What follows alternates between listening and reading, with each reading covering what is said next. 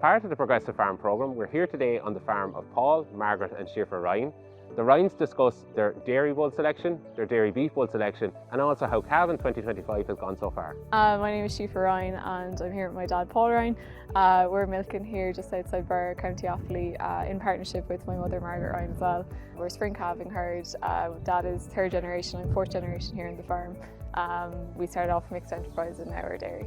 We're milking 132 cows last year and we're calving down in 2025 154. We rear all our own replacement heifers and all the rest of the progeny then are sold as beef, calves, Angus and Herefords. I suppose the biggest overriding factor back over the years was milk quotas. As regards herd performance, I have a high EBI herd. It's in the top 5% in the country. The emphasis is on milk, it's on solids, it's on fertility, it's a balance, and also to try and get confirmation, and the beef index is fierce important. I suppose things that we're looking for is like an easy calving cow, and then I suppose having a product at the end of it, so a good calf. I came in contact with one Sean Hayes. We looked at what we had. Sean felt that I could increase profitability on the farm hugely. I think the most important thing that struck a chord with me was it wasn't about selling straws, it was about improving my herd, and that's where Sean really gave me confidence. And over the last, you could say we're into this seventh season, if you want to call it, seventh year of the huge improvements. Like we were stuck on about 400 kilos, 420 kilos of milk solids. And today we've done 530. In 2024 we did 530 kilos of milk solids, and we're still an improving product.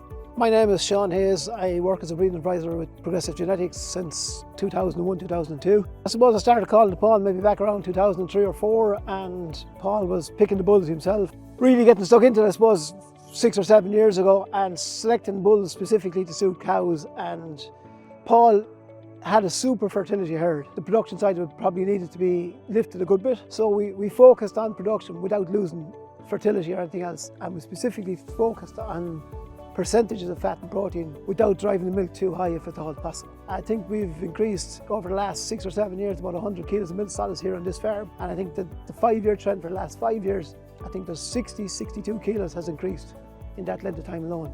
I think there's huge potential still there. I think we can get this herd to 580, 600 kilos of milk solids over the next 3 or 4 years. Paul and myself usually sit down actually very early in the year because he's using a lot of sex semen, want to get the best bulls that are available, so we usually sit down there in December and we select out the maiden heifers are put in the programme, a synchronisation programme. It's all sex semen and maiden heifers, bar a few that are suitable for contract, for bulls for the stud. After that then we're focusing on bulls to suit cows. We do select mate certain cows that maybe have high milk, that we could use a minus milk bull with very high percentages, and vice versa. If there's a cow with lowish production with extremely good fats and proteins, we'll use a higher milk bull with high percentages. But basically we're using a big team of bulls here. We use about 12 bulls across the herd. On the ones we try and do all of the dairy breeding in the first 3 to 4 weeks and then switch totally to beef. I think the average EBI of the bull team that we used for the coming season for 2025 is 337.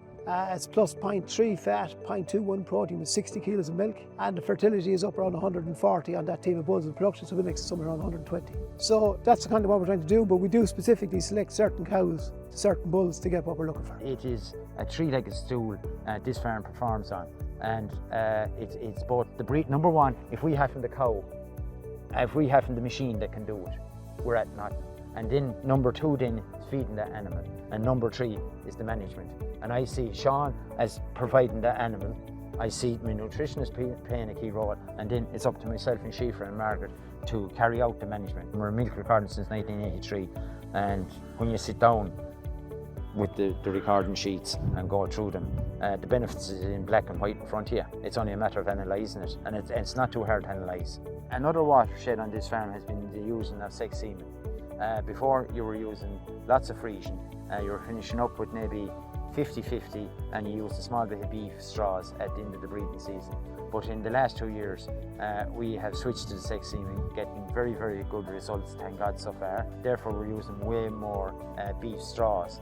I am acutely aware that the guy that's buying my calf wants to kill that Angus or Hereford at 18, 20 months of age. So therefore, he's looking at maybe a gain of maybe €80 a head on a good confirmation animal. And I have I have the dam that can produce that, and now we're using the beef bull from the eye station that can produce that cross. And yes, it's more money in my pocket.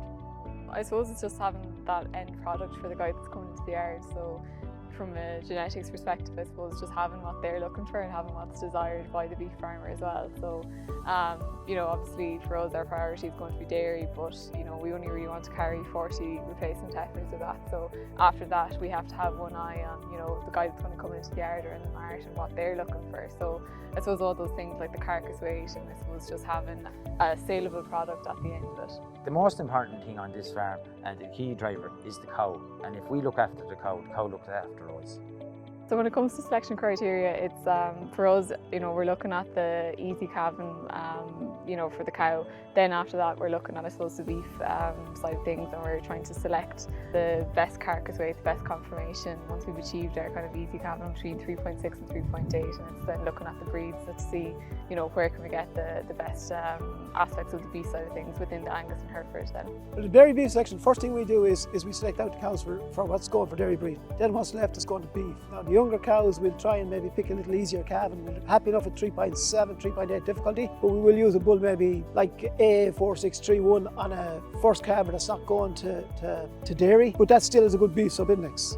But specifically, once we have picked the calvings we're happy with, we'll select out the best Angus and Hereford bulls available in Progressive Genetics, the likes of A6682 Horatio and 9860 West Ellen Boss, who have super high beef indexes with great carcass conformation and extremely good carcass weights as well. When you have people all with the one aspiration and love the cow, and that's very important. What do you think, Siofra? Yeah, definitely. I suppose we see the cow as like an athlete really, and you know, if we can drive it on to, if we've the raw material to make a really good product, that's our foundation here, and we build everything on it after that. Paul and myself would have a super relationship, and Margaret and Siofra as well, thank God. I suppose you could nearly say it's a friendship more than a relationship at this stage. It's always a pleasure to come in here and work with them because they're willing to sit down and work with you and listen. In fairness to Paul, no matter what you suggest, he's willing to try it. And I think that's a huge plus, you know, and we don't always get it right, but most of the time we get it right.